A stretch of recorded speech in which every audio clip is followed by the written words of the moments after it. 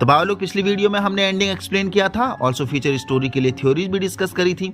आज करने वाले हैं पोस्ट क्रेडिट सीन को explain for the future story pattern of game, also game off season 2 के कुछ हिडन डिटेल्स, जिसमें कैप्टन के पार्ट को काफी डिटेल में कवर करने वाले हैं, क्योंकि कैप्टन के रिगार्डिंग काफी कमेंट आए एंडिंग एक्सप्लेन वाली वीडियो में। तो एक लाइक से हाजिरी भर दो और नए लोग सब्सक्राइब भी कर लो, क्योंकि हम ऐसे ही ब्रेकडाउन थ्योरी लाते रहते हैं।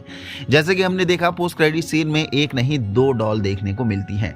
एक तो हमारी पापी गुड़िया, जिसे हम जानते ही हैं, जो बिल्कुल भी दया नहीं दिखाती है। गेम मोड में आते ही आपकी जरा भी मूवमेंट अगर इस पापी गुड़िया को दिख जाती है तो तुरंत मौत के घाट आप उतार दिए जाते हो।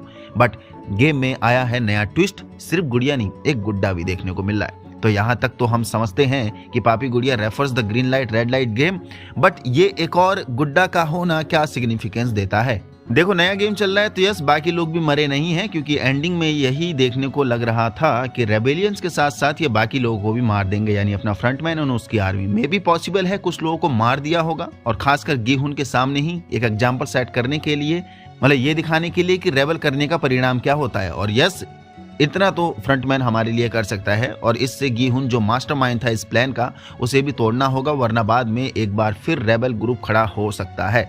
बट मुद्दा ये है कि रेड लाइट ग्रीन लाइट के साथ ये कौन सी नई गेम अब खिलाने वाले हैं। बट जैसा कि हमने पिछली वीडियो में भी डिस्कस किया था कि गेम में डिफिकल्टी लेवल अब बढ़ने वाली है, तो ये गुड्डा का एड्रेस करना ही गेम की डिफिकल्टी को 4 चांद लगाता है। क्योंकि अभी तक simple red light green light game हम देखते आ रहे थे कि पापी गुड़िया सिर्फ सामने ही देख पा रही थी, यानी सामने की ही हलचल को रीड कर पा रही थी, और बैक साइड की कोई भी हलचल नहीं देख पा रही थी, जिसका फायदा गिहुन ने खूब उठाया था red light green light game में, जो हमने देखा भी था 3rd एपिसोड में, जब वो फ्रीज होने के बाद भी इंस्ट्रक्शंस दे रहा था, बैक साइड से हाथ हिला रहा था।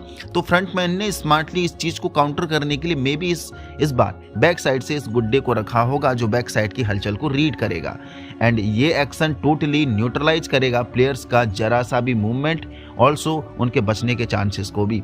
तो देखते हैं बाबा अपना गिहुन कैसे बचाता है बाकी के लोगों को, क्योंकि फ्रंटमैन अब चुन चुन के बदला लेने वाला है गिहुन से, उसके सामने ही तड़पा तड़पा के मारेगा सभी लोगों को। तो यस, पॉजिटिव वाइब आ रही है कि फिलहाल के लिए सीजन 3 बहुत दमदार होने वाला है, और जितने भी गेम इसमें इंट्रोड्यूस होने वाले हैं उनका डिफिकल्टी लेवल अब काफी हाई रहेगा।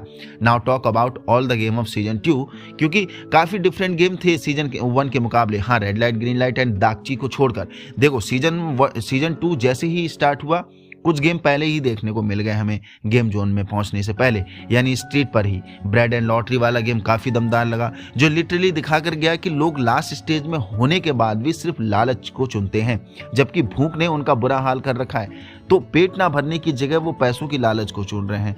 बेस्ट लेसन था मेकर का हम सब के लिए कि पहले अपना प्रेजेंट तो ठीक कर लो, कल की चिंता बाद में करना। और सारे बैगर जो एक्चुअली भूख से तड़प रहे थे, आज की भूख को मारने की जगह वो कल के फ्यूचर को सिक्योर कर रहे थे उस लॉटरी को जीतने के लिए।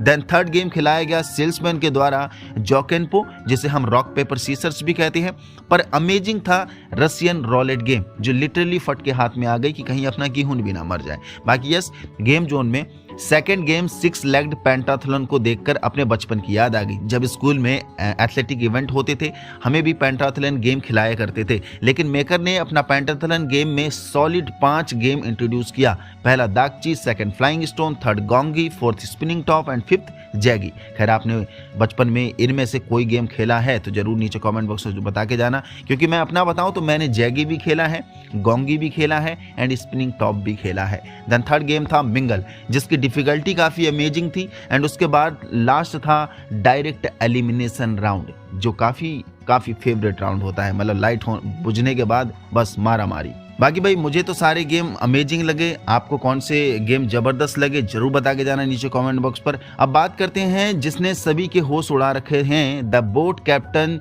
जो दावा करता है कि लंबे समय से इसी एरिया पर बोट चला रहा है, एंड यही वो बंदा है जिसने अपने इन्हो द पुलिस गाय को रेस्क्यू किया था जब वो अधमरा था और उसे एक गोली लगी हुई थी, उसी का भाई जिन्हो यानी फ्रंटमैन के द्वारा। और तब से अभी तक 2 साल गुजर चुके हैं, इन्हो लगातार आइलैंड को ढूंढ रहा है, उस गेम जोन वाले आइलैंड को, पर यह बंदा अभी तक वो आइलैंड नहीं ढूंढ पाया है। जबकि हैरानी की बात यह है कि कैप्टन का ये पूरा इलाका देखा हुआ है, काफी आइलैंड उसने घूमे हैं, और जहां इन्हो कैप्टन को मिला होगा वो लोकेशन उस आइलैंड के जस्ट पास ही होगी, उसके बाद भी वो आइलैंड नहीं ढूंढ पा रहे हैं।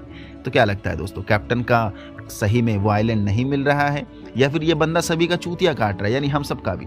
एक बार के लिए शक जा रहा है कि कैप्टन कहीं फ्रंटमैन का ही तो बंदा नहीं है। हो सकता है फ्रंटमैन जो अपने इन्हों का भाई है, गोली लगने के बाद फ्रंटमैन ने ही कैप्टन को भेजा होगा उसे बचाने के लिए, और ये बंदा पिछले 2 साल से जानबूझकर इनको डिस्ट्रैक्ट करने की कोशिश कर रहा है। लेकिन अगर हम माने कि यस कैप्टन फ्रंटमैन का ही बंदा है, तो इसकी क्या ड्यूटी होगी फिर आखिर बाहर आइलैंड के बाहर?